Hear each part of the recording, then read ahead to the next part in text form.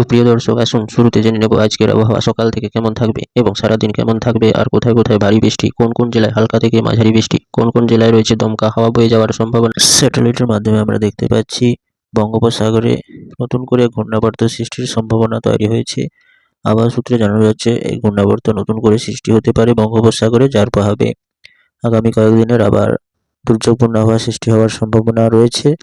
তবে এর আগামী আপডেট পরবর্তী ভিডিওর মাধ্যমে জানিয়ে দেওয়া হবে। আজকে সারাদিন বাংলাদেশের বিভিন্ন জেলাগুলোতে, যেমন উপকূলবর্তী জেলা চট্টগ্রাম, মহেশখালী, কলাপাড়া, খুলনা, বরিশাল, এইসব জেলাগুলোতে আমরা দেখতে পাচ্ছি স্যাটেলাইটের মাধ্যমে উত্তরে শীতল বাতাস ক্রমশ হু হু করে প্রবেশ করছে, যার প্রভাবে আজকে থেকে আরও ঝাঁকিয়ে ঠান্ডা পড়ার সম্ভাবনা রয়েছে।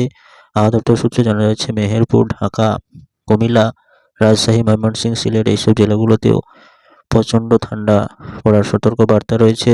আবহাওয়া দপ্তর সূত্রে জানা যাচ্ছে রাংপুর, ঠাকুরগাঁ, কালাই এইসব জেলাগুলোতেও উত্তরে শীতল কনকনে বাতাস প্রবেশ করবে এবং আজ থেকে আরও কনকনে শীত পড়তে শুরু করবে। যে পুরো বাংলাদেশে ঝাঁকিয়ে ঠান্ডা পড়ার সতর্কবার্তা রয়েছে আজকের আবহাওয়া দপ্তর সূত্রে।